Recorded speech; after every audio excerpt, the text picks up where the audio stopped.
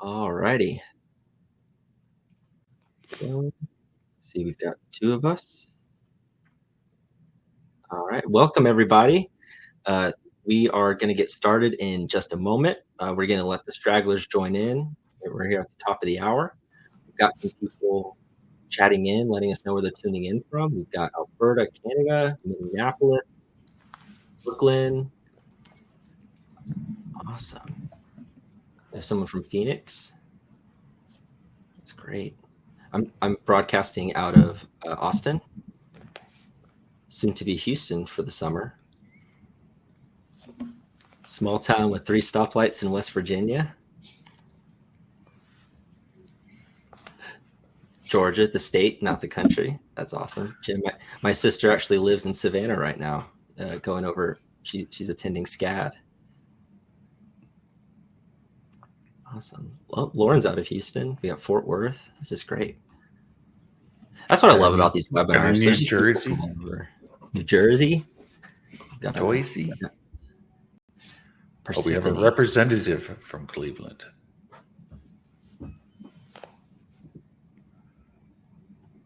Awesome. Yeah, that's what I love about these webinars is just the expanse of the people. It seems like, you think about whenever we want to have the start time for these, and it's always difficult to know because, I mean, as you can see, like there's people from all over on, these different time zones. Seems like right now it's a lot of the East Coast or Eastern side. But yeah, well, it's right after lunch if you think about it. Yeah. Let's see if we can change this layout. I want to have us be more on the left side. There we go. There's Steve. I was wondering where you were. Awesome. Hiding from me. Mate, Jake wants to know what your camera is. My camera is a Logitech 10. That's a great question, actually. How do I know? A Logitech. Click on camera. Oops, down at the bottom, and it'll tell you. C920. The C920 is not bad. Yeah, I like it. And then Sounds like they have like it does. They've got one of the like the software where I can adjust like the lighting and the focus and the white balance and stuff. And so I'm able to kind of let it optimize in that sense. Awesome. Well, it looks like we can go ahead and get started. We got a lot of people joining in. Well, welcome everybody to today's discussion. This is the next installment of the Local Search Expert Series, Navigating the Google Ecosystem for Enterprise Success. My name is Justin Meredith. I'll be your host and moderator, and we have a jam-packed session planned for you all today. We're going to be digging into some really fun topics and explore the Google ecosystem, especially if you are an enterprise, franchise, chain, multi-location business. We're going to be, dissecting how do you navigate through the Google ecosystem. And so before I introduce our guests, who we've already started chatting, but I want to first take care of some housekeeping items, make sure everybody's aware of the setup that we've got here, and just, so you know where everything is. So as you should know by now, on the left side of your screen, you should see our video cameras, and you should be able to see us. In the middle, you should see the slide point, the PowerPoint slides. And then on the right side of your window, you should see a couple of tabs. One that says chat, which is for chatting, comments, things like that. I'm not able to see it on my side because I'm on the presenter side, but if you do see, let me know if you see a Q&A tab, which you should see. If you have a question for us that you'd like for us to answer live, try to drop it there. That'll just make it easier for us to keep track of. As you guys can see, the chat and the comments go pretty quickly, so I don't want to lose any questions that we want to answer live. So be sure to do that.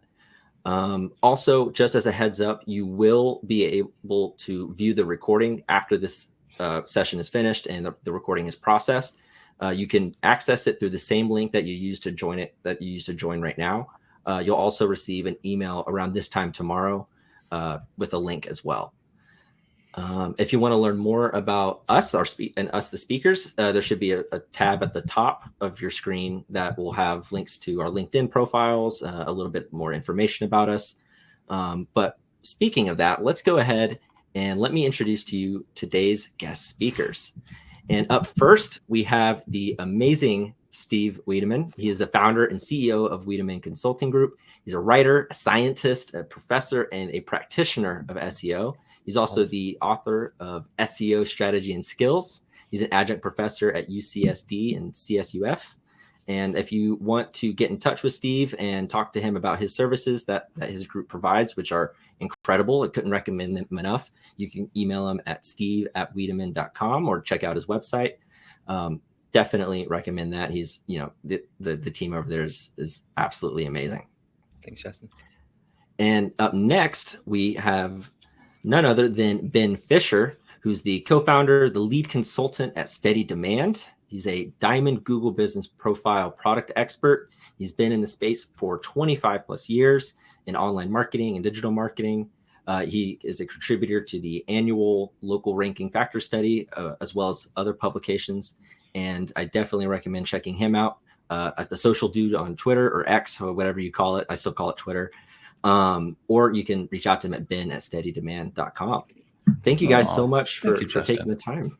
Yeah, of course. Thank you. Something else interesting about Ben is he also likes 80s rock and roll, which is my thing. This is very true.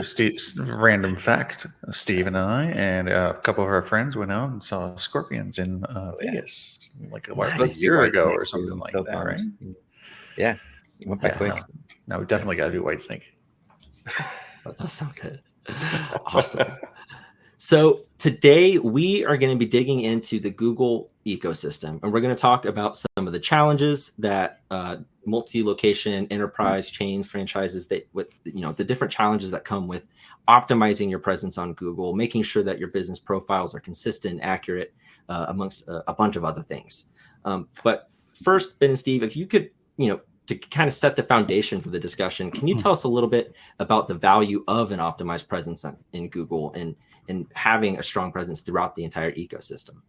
You've got a lot of the bullets already kind of listed out here, but I think the obvious is, of course, we want to grow our business online, and organic is a big part of that. In fact, if you look at your analytics, you'll see organic traffic is generally at least 50-60% of your traffic comes from search engines, right? And whether or not that's going to change with yesterday's big rollout of the generative experience is yet to be seen, but I think that's sort of paramount to what we're trying to do is get traffic and revenue. I think visibility is also a big part of that, in that we want our brand to be out there and be thought of and remembered. And if people are seeing us very often in searches and looking at other websites, they're going to remember us and search for us by name, which is why when we talk about organic being the number one driver, most of those search terms are people looking for your company or business because they're familiar with you.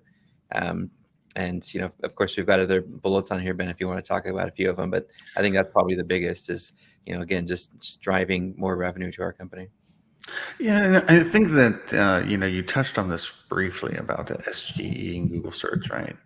Is that the way the search engines actually look at you is they look at you as an entity. They don't look at you as a business. They don't look at you as somebody who's serving a customer. You're just an entity, which is why you have the knowledge graph, right? Or the knowledge panel, I should say, and the knowledge graph. So when you think about it in those kind of terms, what you need to do really is having an optimized presence is truly informing a search engine what your identity is all about, your entity is all about, and what you do and who you serve. And then that entity information is then served to consumers and users, which gives you all of these different benefits, which is visibility, traffic, conversions, customer engagement, being able to basically quote unquote outrank. And when I say quote unquote, I mean that because with SGE, there's a different kind of thing that we're dealing with here now, which is quick answers. But being able to basically allow search engines to understand who you are, what you do, and give it to people when it's the right time. Yeah, I agree. And I'm just thinking kind of big picture about, and I know we'll dive into it a little bit deeper in a bit, but big picture is that we've all been a little bit myopic on Google web search. And the fact is, and a lot of us have been, a little ignorant to it, even though we've known, is that people aren't searching just Google anymore. My teens and, the friends and family who are, Gen Z and Gen Alpha, they're using and searching TikTok for things, products included. There's a whole store within TikTok if you haven't used it. There's, of course, there's other ways that people search for content like YouTube, videos, images. When was the last time you optimized Pinterest, to make sure that when people are looking for images that relate to your products or services, that those show up? And how do you do that at scale as a multi-location business? How do you take all these different platforms, the TikToks and Instagrams and YouTubes, and Google video search and Google image search and Pinterest and Amazon? How do you take all those different places and scale when you've got tens of thousands of locations? And that's the underlying, I think, challenge, is that whole ecosystem of where people search and not being myopic on just Google. I think 50% of searches for e-com, I think, happen on Amazon from the last statistic I found. Almost everybody has an Amazon account, and a lot of people who are even on this webinar have a Prime account as well. Have we taken time to really study and reverse engineer what's going on there as well? But from a Google standpoint, you're right. We've got Google Maps, we've got Google Web Search below the maps, we've got, of course, the new generative search results, we've got featured answers, and we've got search ads. All these different components, and they play together because we can capture data from all these different paid sources and leverage them to increase our strategy for organic. We can take our organic strategy and learn from the search terms and queries that people are making to optimize our paid side of search. So there's so many different aspects. So I guess the big picture is should we be paying attention to all the different ways that people are leveraging Google and not just being myopic on web search? And I think that's, from an ecosystem standpoint, that's evolving and it's changing. And our job as digital marketers is to make sure that we're paying attention to those changes, we're studying the results, and we're recalibrating our strategies to address how we're going to continue to get visibility in a less click ecosystem as this SGE keeps rolling out. Yeah, and we're going to get stuck here for just another second, Justin. Sorry. Okay. To piggyback on that, what Steve was saying is because it's really important, actually. I saw a tweet this morning from Bill Hartzer, friend of ours. And so Bill's been around the industry for ages, and he noticed in the SGA result, it was pulling the source from Clubhouse. Now, if you remember what Clubhouse is, it's basically a audio type of system, right? That people just go in and they join in a chat room and everybody talks. People are up on stage. Anyway, but it's interesting that they pulled that as the source. What is it doing? Is it translating the audio and then bringing that in as an SGE result? We're also seeing, this started back in January, I want to say. But, with the acquisition basically of, how much money Google paid Reddit basically for their data. We're seeing Reddit results coming up, and forum results coming up in the top organic. So what does this mean to kind of, to Steve's point, is where do we focus our energy and how can we do that as an enterprise or a franchise system? When we have, hundreds of units, in some cases thousands, and we have to basically start paying attention to all these other little places. We have YouTube, for instance, like Steve was saying, Reddit, different forums, things like that. And I think that comes down to the answer is to really analyzing your results, analyzing the search results, taking a look at, okay, where is my audience? What are they looking at? Not only that, cross-sectioning that with what is Google serving up, basically. Mm-hmm. And then if you want to make it a little bit more complex to get outside of the Google ecosystem, OpenAI. OpenAI is coming out with search.openai.com. Okay. This is coming. And we've already got it from like u.com, etc. But the fact of the matter is AI is not stopping. It's coming on like a freight train. And, if you don't have somebody in-house, or if you don't have a company that you're working with that understands AI and at least can see a little bit beyond the horizon, then you're just going to get left behind. Yeah, so. It is interesting too, because you mentioned the search results, the appearance of search results. We were looking at some of our year-over-year reporting, and we're like, geez, our average position really hasn't changed much, but our visibility has changed. What's different? And we look at the search appearance of a Google web search today versus a year ago, and now there's Reddits and Quoras and Mediums and all sorts of different content in there. There's more weight given to the Yelps and TripAdvisors who who now get more than one listing in the search results, even though Google several years ago said, we're not going to do that. We're trying to give just one result per domain, but we're not seeing that now. Now with the latest updates, we're seeing multiple Yelps, multiple TripAdvisors. And this morning I did a search just kind of for fun of like breakfast near me. And I got a normal search result. I didn't get any generative AI. I got 3 map packs, got an ad, and then I got our TripAdvisor, Yelp, and then an IHOP listing. Then I did a search for, because I'm right here on the border of Anaheim, I did a search for breakfast in Anaheim, and I got opposite results. I didn't get the SGE, but I did get a whole listing of 2 Reddits and 1 TripAdvisor forum post or topic post, and just completely different results. So we have to not just optimize for maps and web search like we used to.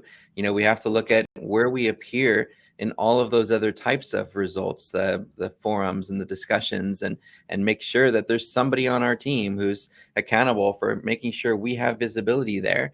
In some ways, it's sort of like Barnacle SEO, because if we're not going to show up and they're going to show a TripAdvisor, Yelp, and a Quora and a Reddit, where do we rank and where do we appear when somebody is choosing one of those alternative results? So I think that's a big thing we need to pay attention to too, is just the overall search appearance. What's showing up, and how much of that real estate do we have, and what do we need to do from a strategy standpoint to address each of those new elements that are appearing in search? But you're right, Ben. I think options are never going to change. You hear all of our peers talking about, look, people want options, and those of us older folks, I'm pushing 50. So for me, I still like web search results, and I'm going to look at SGE, but I'm also going to scroll down and continue looking at the rest.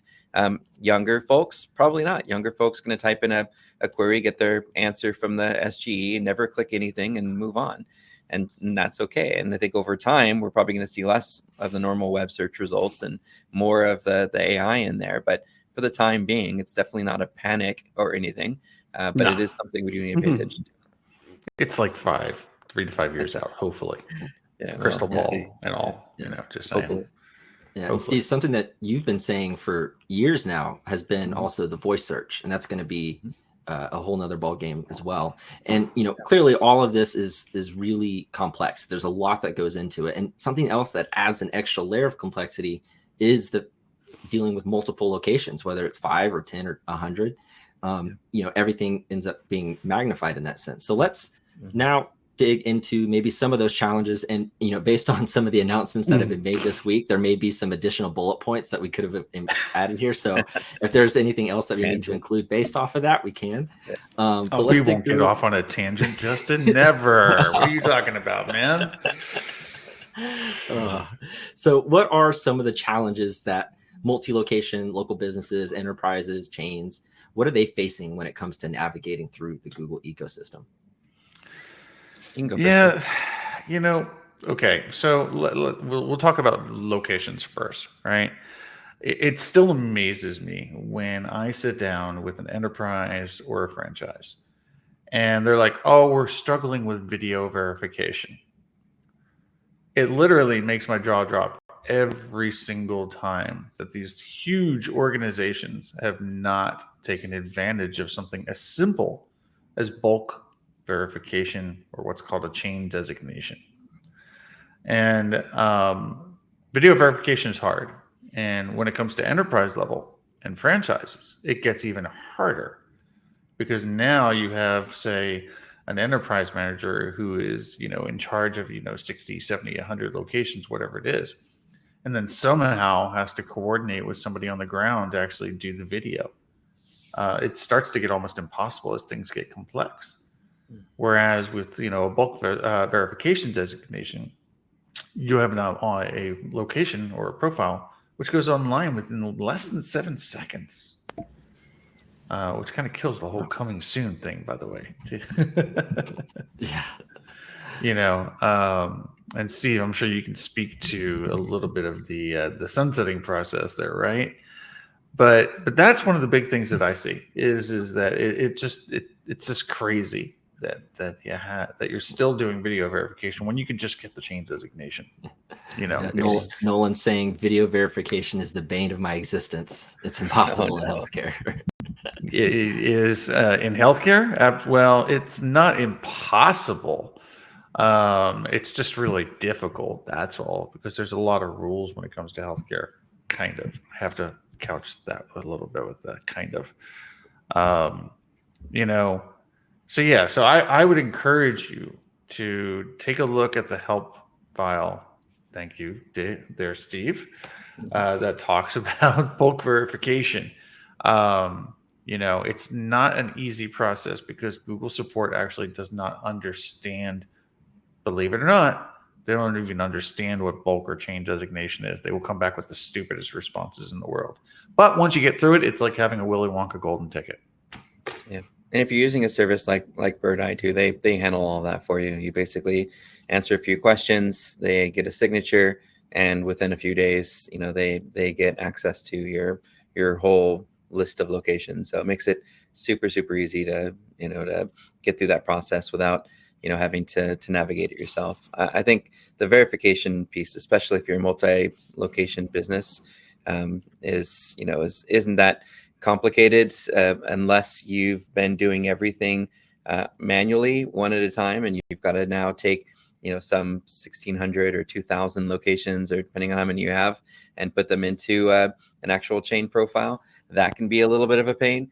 But if you've already got everything set up in a chain account and you just want it to be managed, you know, by a data management provider like Birdeye, it's pretty quick to make that happen.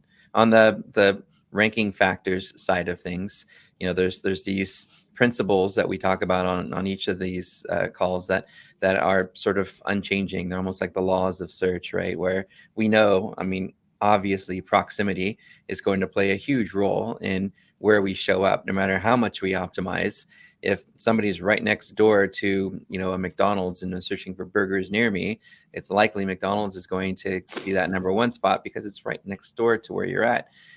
However, that doesn't mean you still can't get visibility in the maps, be one of the options, and have visibility in web search. So I think paying attention to those four principles, right? One, the accuracy of our business data; two, the, you know, the actual citations and other websites that are mentioning our name, address, phone number, our location pages. Do we have a dedicated page with the city and information about that individual location available for somebody, or do you just have, you know, a single page to handle all thousands of your locations? And then, of course, business ratings and reviews, because nobody clicks on a 1-star review. And I think when we get into the review piece of this conversation, you know, there's a lot of I think there's a lot of importance in how it's going to affect not just our visibility online and whether somebody chooses us in the search results, which I'm sure you remember from the Google court cases. User behavior signals are in fact part of the ranking signals. So for all those naysayers who are like, no, CTR isn't part of SEO and doesn't, well, those court docs sort of proved it. And I've proved it a few times with my own tests and experiments, one of which was to try to rank for SEO expert. And I did for 12 years before one of my friends said, dude, this is the reason you're not getting invited to hang out with Birdeye and other people, is they think you're bragging. So that page went away. But I was able to do it. And the way I was able to do it was doing events and things and having people search. And when they chose my name, my CTR went up, of course. And by the end of that event, I had already moved up a position. And it was really kind of interesting to watch. So we want to make sure we're getting reviews, and not just for the fact of the CTR and the user behavior signals, but also because they play a really important role in our EEAT, both on our website and off our website, because it's a testament to us from real users. And we know this is important because we just talked about how Reddit and Quora and Medium and even TripAdvisor now are showing up in the little forums section in the middle of the page. So something to come. Yeah, and on the local search ranking factors, I mean, you know, so I just want to talk about your Google business profile really quickly. And the reason I want to bring this up is because I was talking to a pretty significantly sized franchise system just literally the other day. And as we get into the call, basically the first thing he says is, well, we don't know why our competitors are ranking us all of a sudden. They're stuffing keywords, and doing all sorts of stuff. So we're doing all sorts of things that we can do to try and help outrank them, including adding keywords to our descriptions and reviews. And I said, stop. Please, just stop. Just listen to me right now. There are 6 ranking factors, about 6, for your Google business profile, and that's it. Anything else you do is banging your head against the wall. And since you're dealing with over 300 locations, you're wasting a ton of time.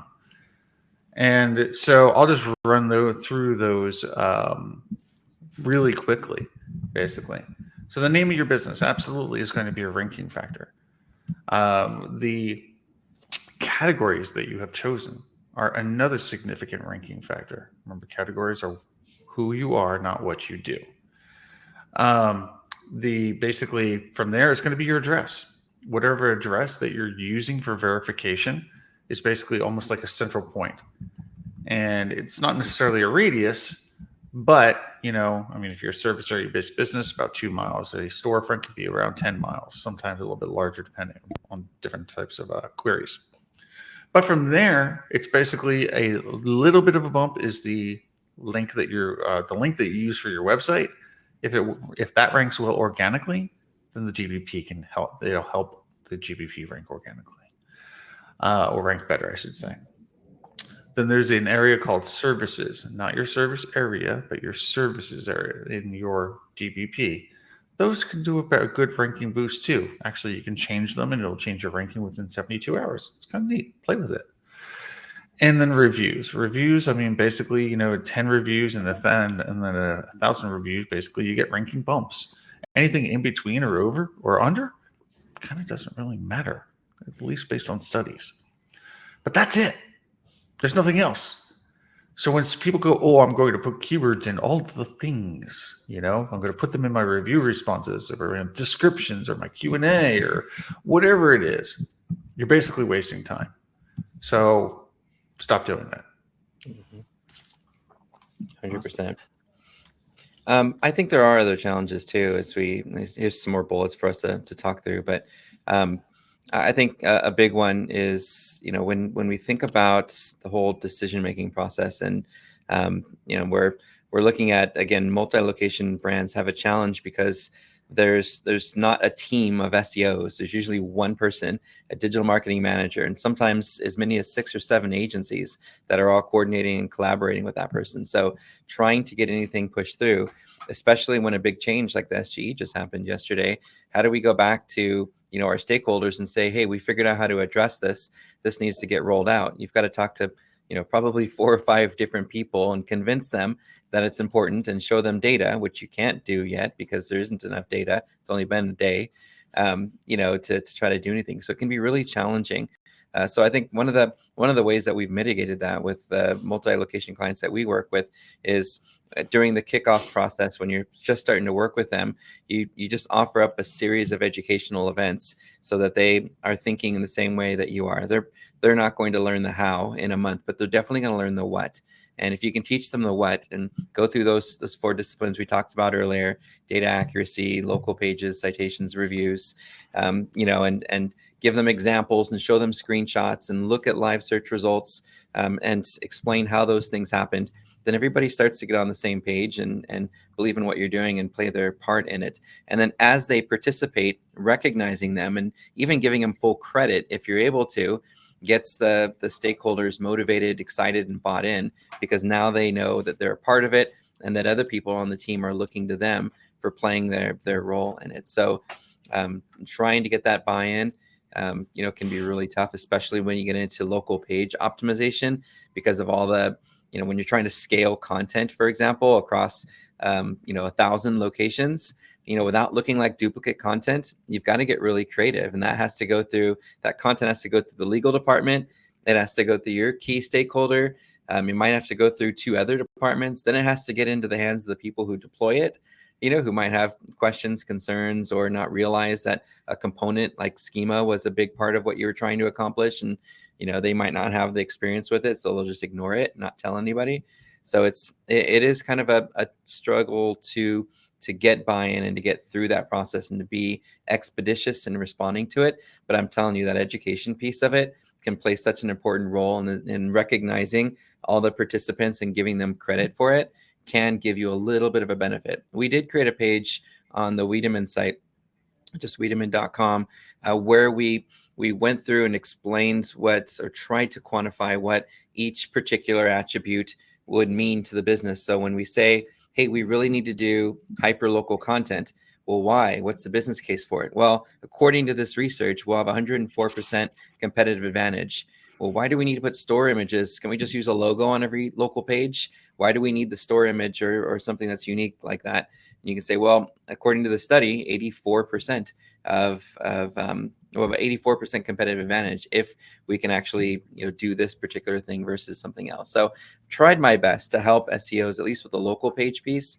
I'm sure there's tons of content on each of the other 3 disciplines that you could research to help overcome some of those hurdles. But I think that buy-in, that speed to getting anything done can be a super challenge. So I don't know, Ben, what do you think?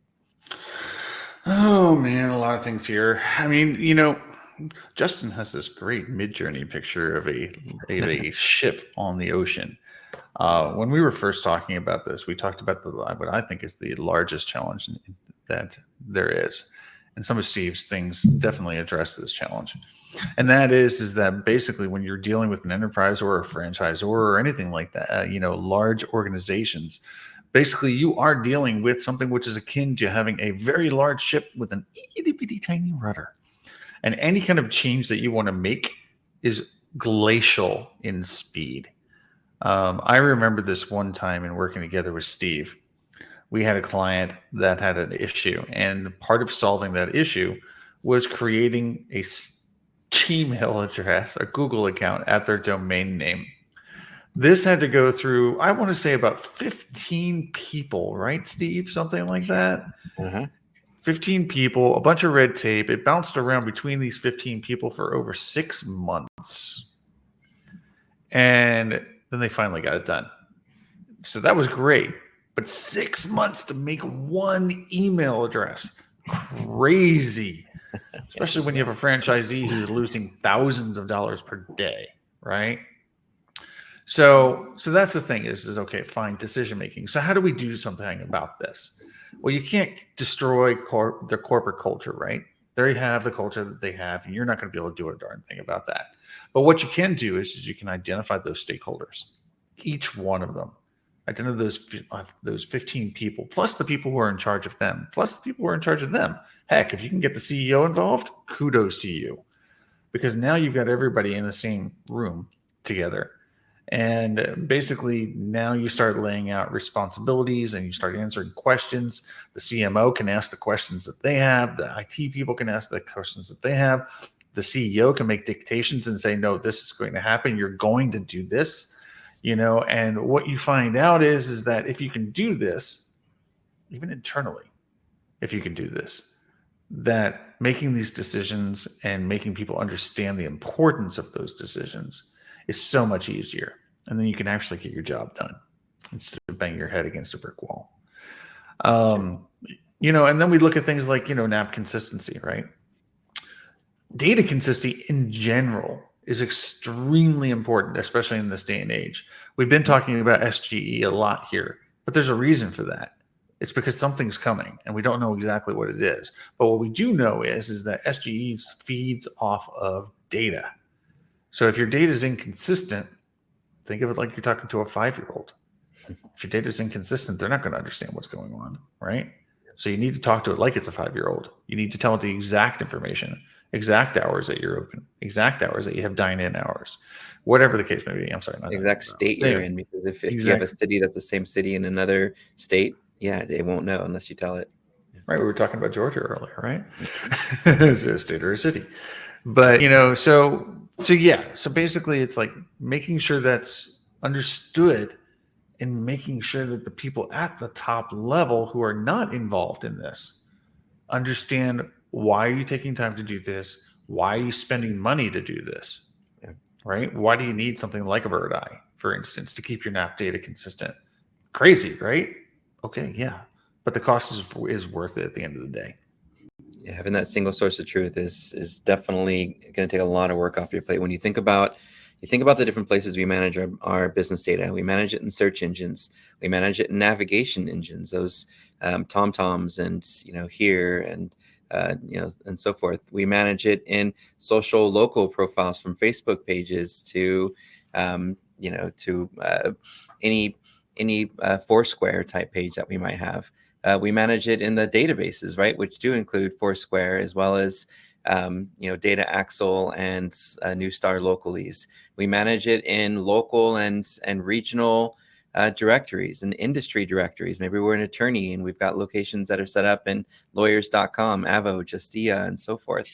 And then we manage it in the general directories that most people don't even use, and I still can't figure out why they exist today, but they do. The Manta and Get Fave and Merchant Circle and Hot Frog. I don't know why they still exist because nobody uses them, but they're out there, and they are places that the crawlers, the bots, the spiders will actually find access and try to marry up to that that kind of single source. So using a data management provider to be your single source of data can be just extremely helpful in making sure, hey, our data is correct in all of these different places because that data management provider handles all of it.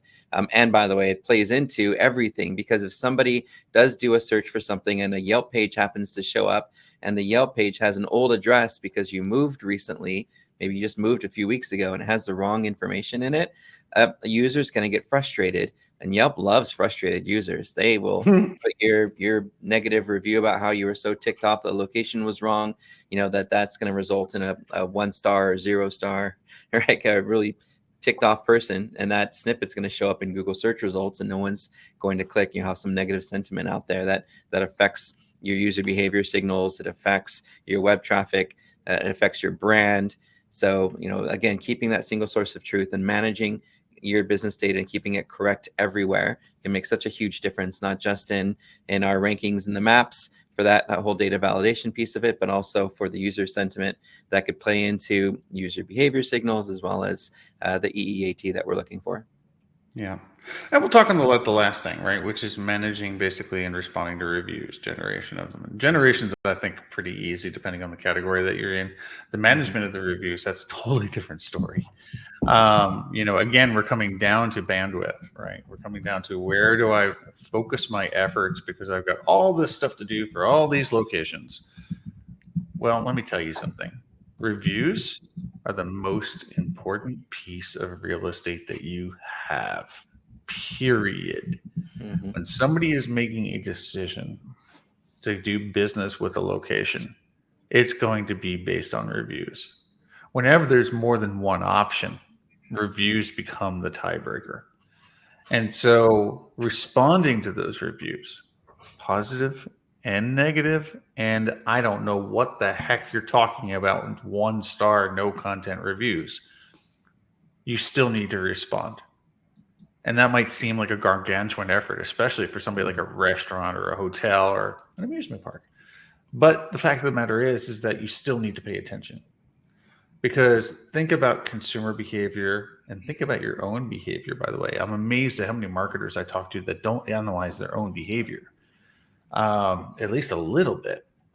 But the fact of the matter is that you're going to bring up, say, a Google business profile or Yelp or whatever the case may be.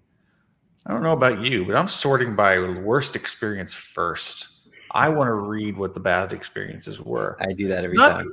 Yeah. And it's not because that's what that's what I expect to have as an experience, right? Because everybody, if you don't have some bad experiences, there's something wrong, right? You're filtering your reviews is what it is. Everybody has bad experiences.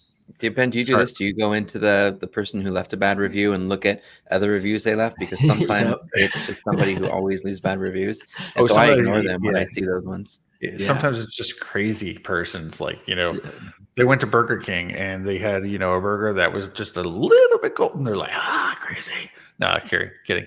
But, so the fact of the matter is this, is that they have to be done. It has to be done. It has to be a priority.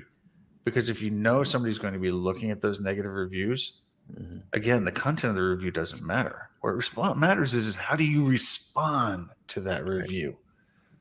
Are you giving empathy, compassion? Are you seeking a solution? Are you researching it? Even if they're not a customer, still responding is important. Because me as a customer, if I see that you actually care, you know what? I'm willing to give you a chance. And I'm going to go back and read the positive reviews too, by the way. So I can kind of take all of this into consideration. And latest, right? Because it might have been great a month ago, but I want to see if it's still great a week ago. Yes. Ben, we were talking about reviews a bit just a couple of days ago, and we were both in agreement about how strange it is that thousands of surveys and review requests go out to customers every day, and how few, probably almost none, use those first-party reviews as content for their local pages or local specialty pages. If they're trying to rank for, a specific service or product type at that location, they might have a dedicated, special subpage. And it's strange to me that I've seen with some of the larger restaurant chains, for example, they send you to this survey site, talktobrand.com, whatever it happens to be, and they ask a lot of really good questions and get a lot of actual written feedback from their customers. And it goes into a customer service queue, and that customer service person holds all that stuff tight and won't have anything to do with the folks in marketing. But if we just imagine for a moment that there was somebody who could be dedicated to moderation and moderating the reviews that are coming in, imagine all the user-generated content and unique content that we would have on that page. They talk about the place, how close they are, what food they ate. They would talk about and use specific words like great burger, right? So people are doing great burger near me. Your page could show up because a user who left you a first party review had the review published on the local page. Isn't that amazing that so many brands have the capability probably within 24 hours to activate something like that, even with just a Google form if they wanted to, and yet none of them do it? What do you think the reason is there? Do you think they're just worried that they're going to use profanity, or that something's going to slip through that's a negative, or that they're worried because they want to gate the reviews and Google has a policy about that? What do you think the reason is? I don't know. It sounds like it comes down to laziness to me. Right. Just saying. A point that I do want to make is this: is that when it comes to reviews, using AI to write those review responses is, you're waiting for it, Justin. It's okay. You can do it, especially when you're dealing with things at scale.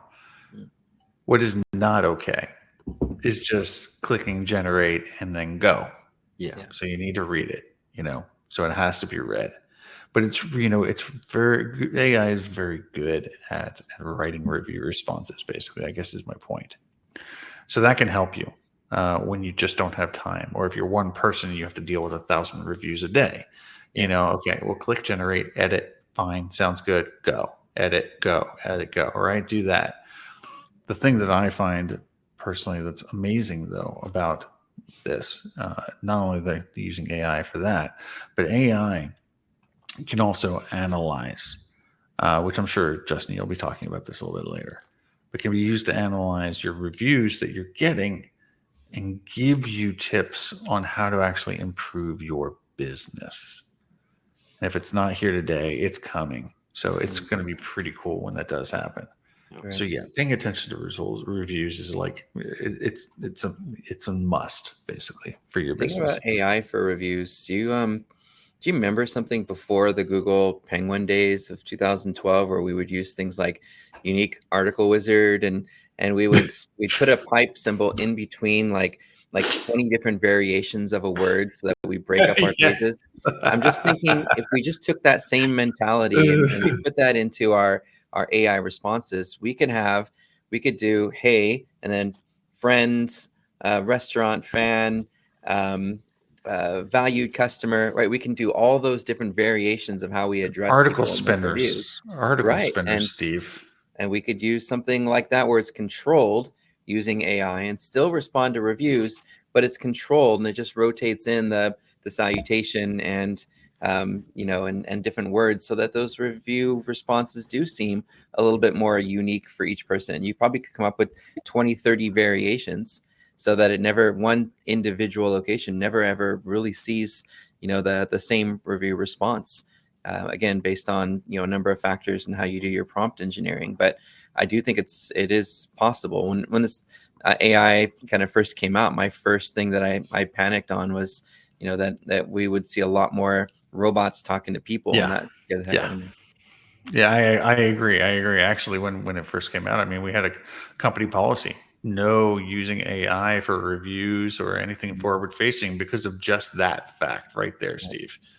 And we saw a bunch of lawyers like sending out automated responses, and it would say, "I am a large language machine. I can't deal with this right now." And that was a review response. I remember that. That was funny. All right, Justin, back to you, man. I know we got 15. Yeah. Well, you guys have, as we've been talking about the challenges, we've been incorporating some of the tips and solutions. And, I just kind of want to go through maybe some of these, specific ways that they can, that these businesses can help overcome these challenges, whether it's with, how to streamline that verification process or keeping up with the consistency across all of your locations and all of your business profiles. And then, we've just talked about, the importance of responding to reviews. Can you dig in, Ben, a little bit more about the bulk verification and, keeping that proper, can you kind of dig into that side of it? Yeah. So, I mean, we've already talked about the basics of bulk verification, right? The Willy Wonka golden ticket, 7 seconds, you're online. Mm-hmm.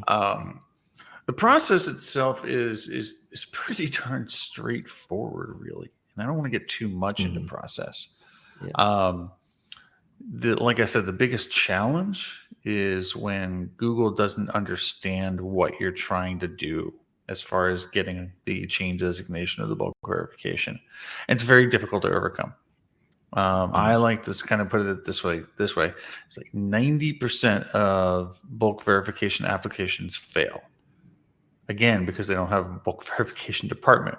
And even if you ask for a supervisor, they're like, "Huh? What are you talking about? You're already verified." Of course, I know I'm verified. That's why I'm coming for chain designation.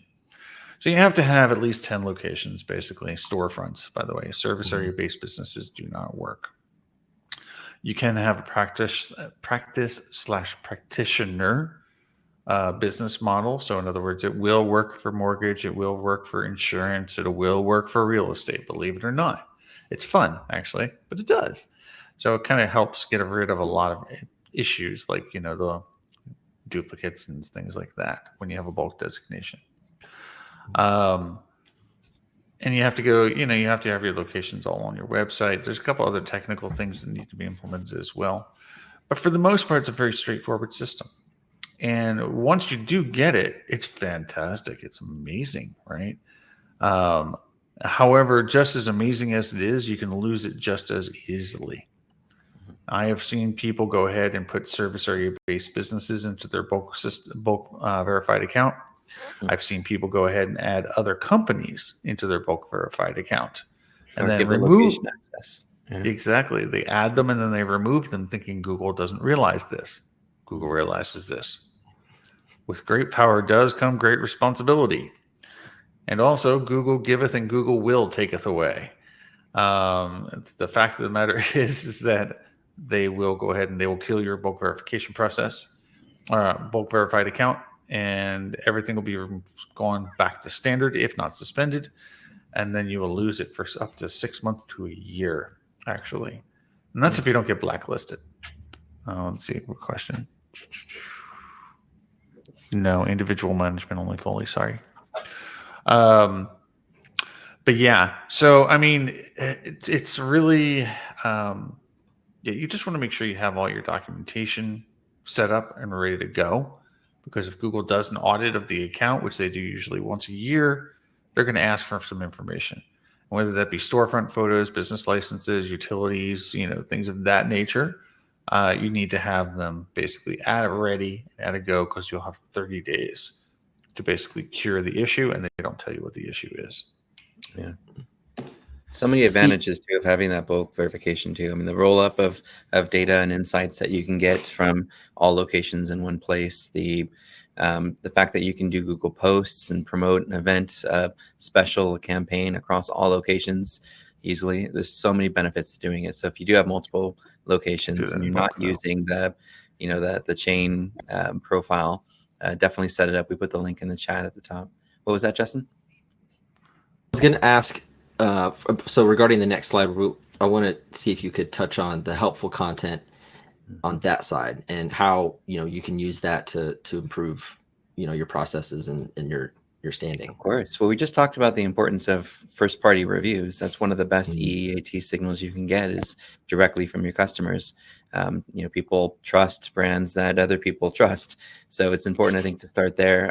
I believe there's a content level as well beyond just our Google business profiles and our local pages, where we get into specific things that we're better at than our competition. And, we talk about our experience in ways where our competitors won't take the time to do so. We work with corporate and individual locations, where we can to get video and image content that users who find our pages will look at and go, wow, this looks like an authentic, really good company, a little cool place to work. I can see employees, I can see the building, I can see their experience and their food or some of the things that they do. I think in taking the time to really address each of those, how can we show our customers our experience, our expertise? How do they know we're authoritative? If we put up some awards we've won or accolades or the latest commercial that we had, so they know we're kind of a big deal. What signals do we use for trust? Do we put a guarantee on our page? Do we again promote some of our first party reviews? Do we have a first meal free? Come try us out first. It's not going to cost you anything. What are some things that we can do to convey trust? So we look at all those different areas of EEAT, not just at our local level, but at the root level of our website by solving problems and questions that people have about the industry, about our service, about in particular products. We solve those problems as best we can, and we try to incorporate each of those different EEAT elements into that page. And if you're not sure, do a survey and ask, hey, does this page convey expertise? If so, how? If not, why not? What would you add? Right? Do those surveys out to Mechanical Turk or survey groups or even just your own customers. Get back that data, recalibrate your content strategy, annotate the date that you made that rollout, and then measure your results. Measure it based on the click-through rate changes that you see when people are choosing your listing more often because of those beautiful stars you've incorporated. Measure your impressions and clicks in Google Search Console, and ultimately measure your visits and revenue from GA4. Yeah, the only thing I want to talk about here is answering questions before they're asked. Period. Google has been a semantic engine since 2013.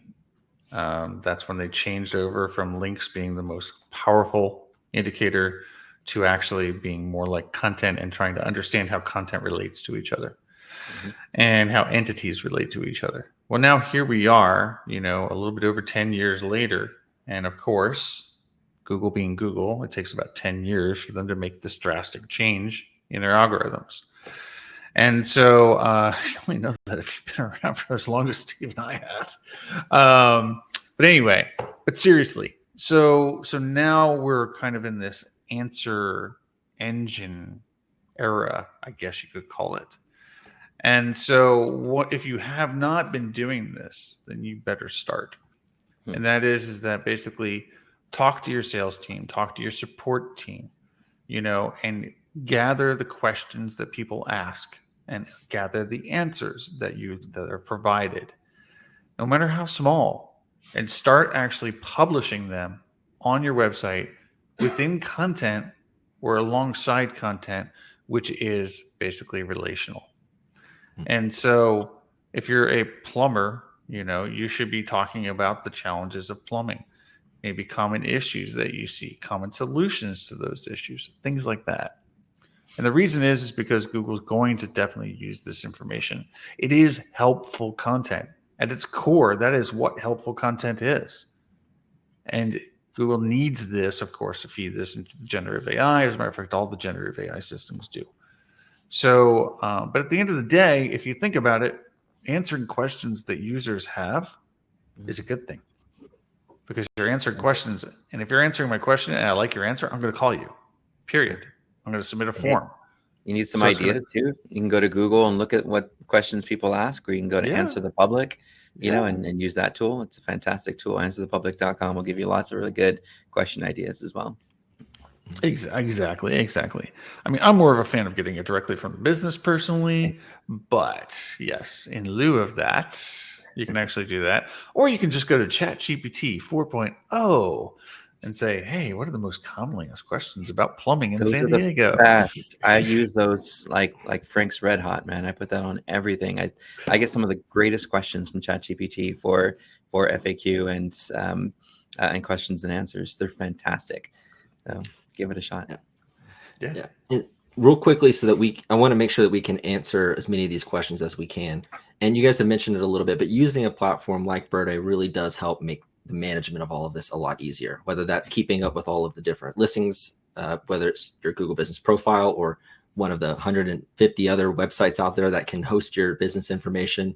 And it really helps you kind of keep control over your entire presence on the Google ecosystem, from reviews, from your business profile, from maps. There's even, you know, some integrations that we have with seller ratings, you know, and so being able to manage all of those locations for all of these different areas of the web from one location makes it a lot easier. And on top of that, being able to leverage AI, you know, such as with those review responses, which you definitely 100% should never just generate and send without checking. Always edit everything that you have that's created by AI. But even, you know, automating your review requests so that you can, you know, guarantee that every single one of your customers gets a review request. And that just absolutely skyrockets your chances of receiving one, because you're just maximizing those opportunities. I love that you can do it by text with Birdeye too, which is great. With text and email. Yeah, exactly. And, you know, on top of that, we also, you know, with Birdeye, you can manage your social media, no matter how many locations you have. So if you have an individual Facebook page for each and every one of your locations, you can manage those from Birdeye and create localized content to help, you know, bolster that side of it as well. It's really quite amazing how expansive the platform can be and how it makes it a lot easier to keep everything together. So just wanted to put that out there, and be sure to check that out on our website. You also have some helpful documents under the Docs tab right next to the chat window. So let's go through some quick takeaways and then dive into the last few questions. We got a couple more minutes. But just as a reminder, you know, you can, if you have over 10 locations, you can save a lot of time with Google's bulk verification if you can get through that process. Requesting reviews from all of your customers really helps guarantee, you know, you have the best chance to receive a review. And then, you know, obviously you want to make sure that you respond to all of them, especially the negative ones, because, you know, Ben, I'm the same way. I look at those negative reviews first, and, you know, it's not because I'm looking to just see like, okay, what can my expectation be based on these negative reviews, but it's more just like, I want to see what the problems that they have. So like, if things go poorly from my experience, what can I expect? And I also definitely check the negative review, Steve, of the person's profile of whoever left it, because you got to check to see if they're just a hater person. Yeah. They weren't and exactly. And so, you know, with responding, you just want to make sure that you do that, because it really does carry a lot of weight in the mind of your consumers or your customers. You want to increase in that trust with, you know, everything that you do when it comes to, you know, making sure your information is accurate across the board. And then lastly, using a centralized platform like Birdeye to help that. So let's dig into some questions. We've got a ton of them, and I know we've been answering as we've been going. But Ben and Steve, is there anything that you guys saw that you wanted to get back to? I've got a couple here that we can also take a look at. I'm more worried about the warning that says this is ending in 30 seconds. The only one that...